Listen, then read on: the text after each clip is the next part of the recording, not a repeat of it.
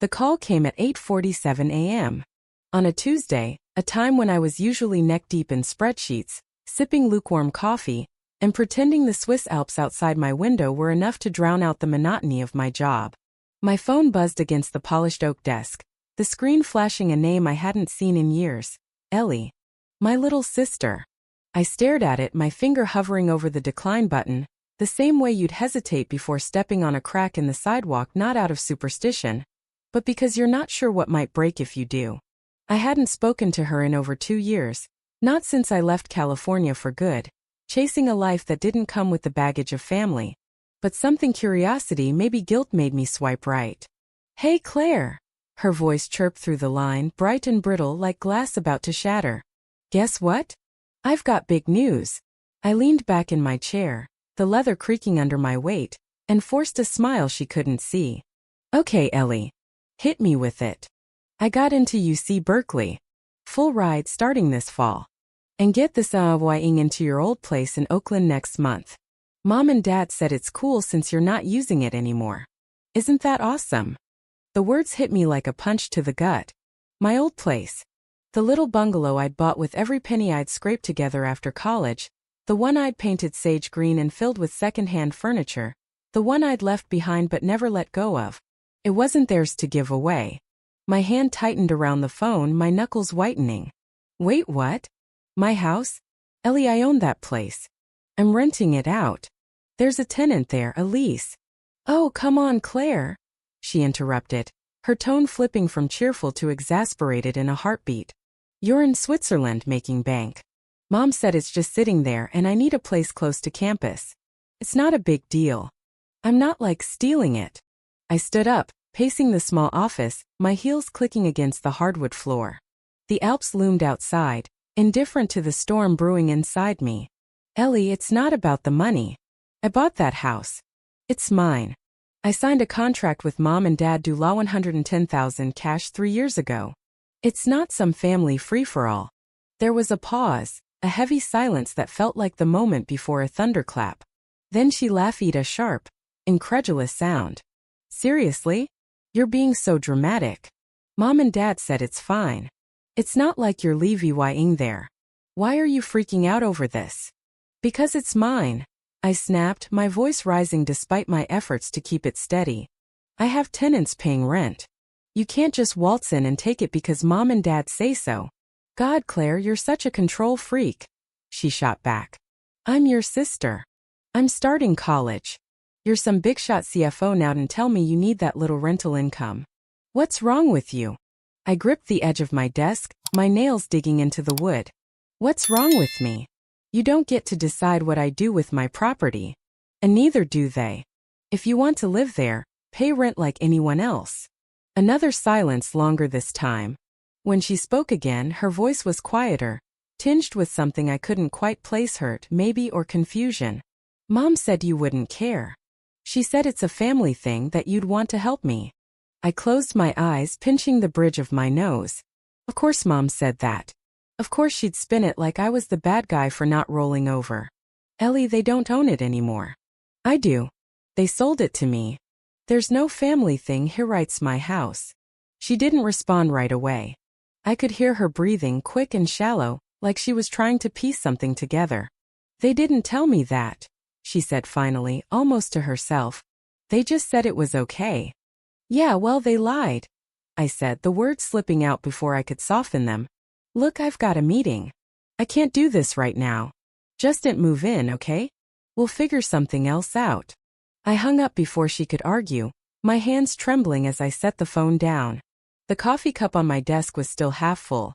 But I didn't care. I grabbed my coat and stormed out of the office, needing air, needing space, needing to scream where no one could hear me.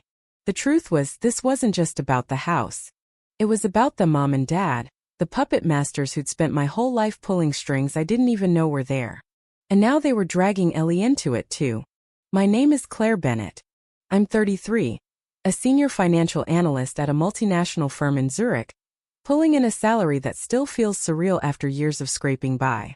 3 years ago, I left Oakland behind, left the cramped bungalow I'd turned into a home, left the family I'd spent my life trying to escape. It wasn't an easy decision. That house had been my lifeline, my first real taste of independence. It started as my grandmother's place, Nana Rose, the one person in our family who ever made me feel like I mattered. She'd lived there until she died. A tiny woman with a sharp tongue and a laugh that could fill a room. When she passed, she left the house to Mom in her will, but Mom didn't want it. Too small, too old, too much work.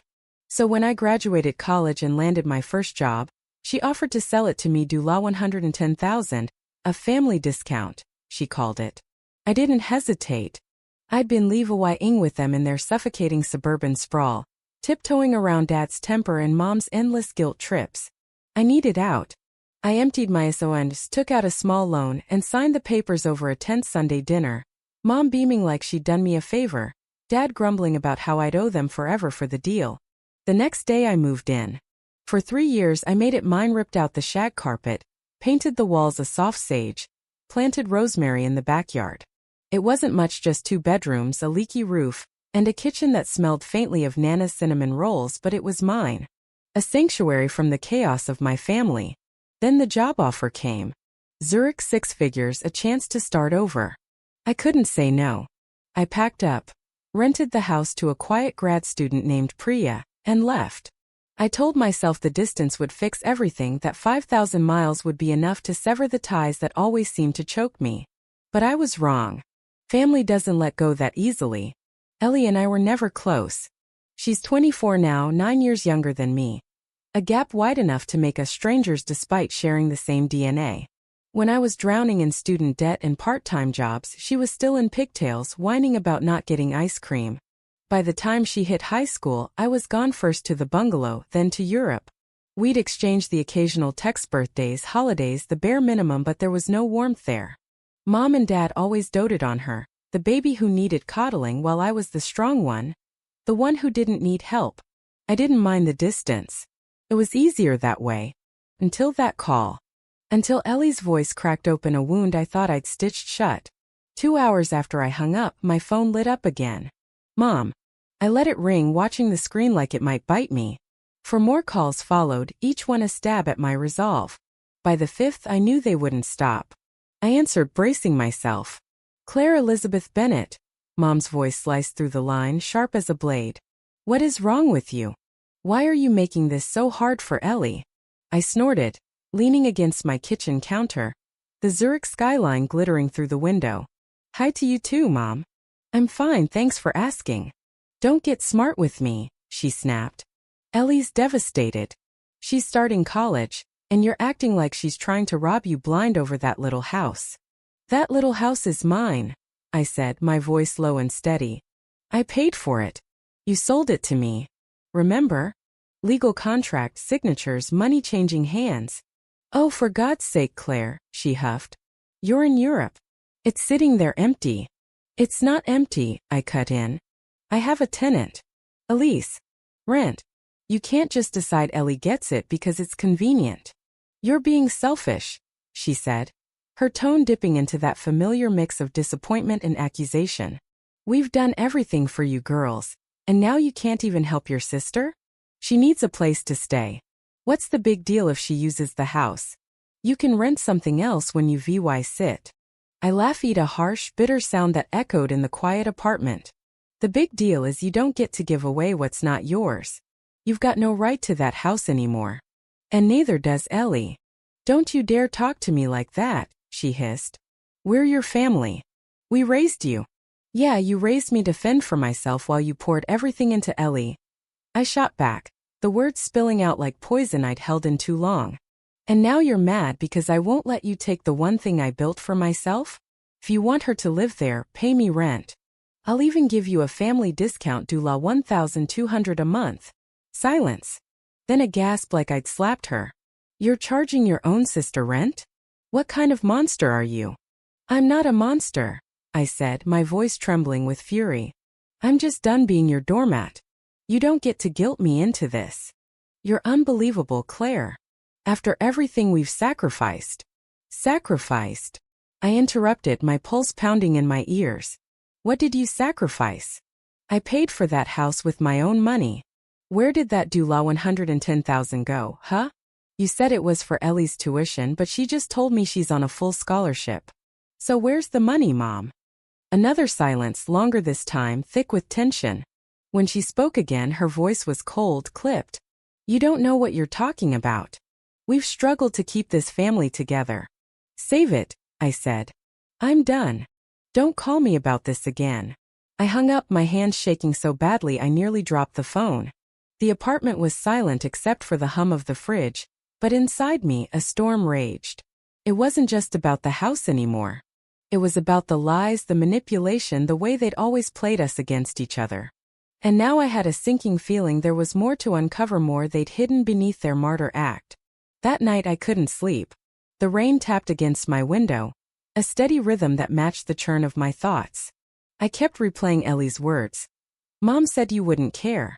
And Mom's. Where did that doula $110,000 go? I'd always assumed they'd used it for Ellie tuition, clothes, whatever the baby needed. But a full scholarship? That didn't add up. I sat up, the sheets pooling around my waist, and grabbed my laptop. If there were answers, I'd find them. I started with the basics, the house purchase. I dug through my email archives, pulling up the contract, the bank transfer receipt, doula $110,000 wired to my parents' joint account 3 years ago. Clean legal, done. Then I checked Ellie's scholarship. A quick search on UC Berkeley's site confirmed what she'd said: full rides, covered tuition, housing, even books. No need for parental funds. So where had my money gone? I paced the apartment, the hardwood cold against my bare feet. Memories flickered: Mom's new leather jacket the year I moved out, Dad's shiny pickup truck, their business trips to Napa Valley with suspiciously tan faces. I'd brushed it off back then, too busy building my own life to question theirs. But now it gnawed at me. Had they taken my money and spent it on themselves? Had they lied to Ellie too? By 3 a.m., I was on the phone with Aunt June, Mom's older sister, the only family member I still trusted. She answered groggily, her voice thick with sleep. Claire? It's the middle of the night here. What's wrong? I need to know something, I said, skipping the pleasantries. Did Nana Rose leave money for me and Ellie? For college, for anything? A long pause. Then a sigh, heavy and resigned. Oh, honey. I was wondering when you'd ask. My heart thudded. What do you mean? She didn't just leave the house, Aunt June said. She sent your mom doula $2,500 a month for years starting when you were 6. Ellie was born to support her grandbabies. And in her will, she left doula $90,000 each for you and Ellie. For your education. Your mom was supposed to manage it. I sank onto the couch, my legs drawing out. Doula $90,000 each? Aunt June, I never saw a dime. They said there was nothing, that I had to pay my own way. I know, she said, her voice breaking. I fought with your mom about it. She swore she'd put it in SAYNGS for you girls, but after Nana died, she stopped talking to me. I saw the signs: new clothes, trips, that damn boat they bought. I couldn't prove it, but I knew. A boat. I whispered. They told me they were broke. They played you, Claire. Both of you. I have a copy of the will. He kept it because I didn't trust them. I'll send it to you. I thanked her, hung up, and sat there staring at the wall. Doula $2,500 a month for over a decade. Doula $90,000 each in the will. Hundreds of thousands of dollars gone. And all those years I'd worn thrift store jeans, worked double shifts, begged for scholarships, while they lived like kings and blamed me for their struggles.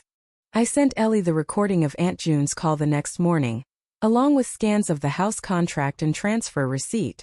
She didn't respond for hours. When she finally called, her voice was raw, like she'd been crying. Claire, I found something, she said without preamble. Photos, Mom and Dad at some resort in Maui. They said it was a work conference in Sacramento. And there's more receipts in Dad's office for a hot tub, a new TV. Stuff they said they couldn't afford when I asked for art supplies. I gripped the phone, my stomach twisting. Ellie, your scholarship, it's full, right? They didn't pay a cent. Full, she confirmed. I double-checked with Berkeley. They even sent me a stipend. Mom's been telling me they're broke because of me, but God, Claire, they lied about everything. We sat in silence, the weight of it crushing us both. Then I said, remember when I wanted to take guitar lessons? Mom said they couldn't afford it because you needed braces. I never got braces, Ellie said, her voice trembling. They told me there was no money because you demanded a car. I bought my car with loan money, I said. Every payment. She laughed a broken, jagged sound. They pitted us against each other. Every time I wanted something, it was your fault. Every time you needed help, it was mine. And they kept the cash, I finished. Ellie, we've been pawns. What do we do? She asked, small and scared in a way I hadn't heard since she was a kid. We confront them, I said. Together. 2 weeks later, I flew back to California. Ellie met me at SFO, her face pale but determined, her backpack slung over one shoulder. We didn't talk much on the drive to our parents' house in Walnut Creek, just let the hum of the highway fill the silence. The plan was simple. Show them the EVY Denke, demand answers, walk away. No more games. Their house looked the same, manicured lawn, gleaming SUV in the driveway, a facade of middle-class struggle. Mom answered the door, her smile faltering when she saw us both. Claire? Ellie? What's this? We need to talk, I said, brushing past her. Dad was in the leave-awaying room, feet up, a beer in hand. He glanced up, eyebrows raised. Well, look at this. The prodigal daughter returns, he said, smirking. I dropped the folder on the coffee table. Wills, bank statements, photos, receipts. We know about Nana's money. The monthly payments. The doula, $90,000 each. The house I bought that you tried to give away. All of it. Mom's face went white. Dad's smirk vanished. What are you talking about? He blustered. Don't, Ellie said, stepping forward. We've got proof. You spent eating trips, cars, hot tubs, while we fought over scraps you made us think the other took. Mom crossed her arms, her jaw tight. That money was ours to manage. Nana trusted us. She trusted you to give it to us, I said. Not to fund your vacations. You're ungrateful, Dad snapped. We kept a roof over your heads. With our money, Ellie cut in, her voice shaking but firm. You lied to us. Made us hate each other. For what? So you could play VY Tims. Mom's eyes narrowed. You're blowing this out of proportion. We're not criminals. Then where's the doula $180,000? I asked. Where's the doula $110,000 I paid for the house? Show us the accounts. They didn't answer. Couldn't. The silence was deafening. We're done, I said, taking Ellie's hand. You don't get to control us anymore. We walked out, the door slamming behind us. No tears, no shouting, just a clean break, sharp as a snapped wire. 6 months later, life looked different. I was back in Zurich, the bungalow still mine, rented to Priya with a renewed lease. Ellie found a studio near Berkeley, cheap but hers, paid for with her coffee shop gig and a small loan from me she insisted on repaying. We talked daily, real talks, not scripted pleasantries. One night, over pizza and a grainy Zoom call, she grinned and said, I never thought we'd be friends. Me neither, I admitted. But I'm glad we are. Our parents faded into the background, no calls, no apologies, just a few whining texts we ignored. We didn't need them. We had the truth, each other, and a future we'd build ourselves. Brokenness didn't ruin, use it, set us free.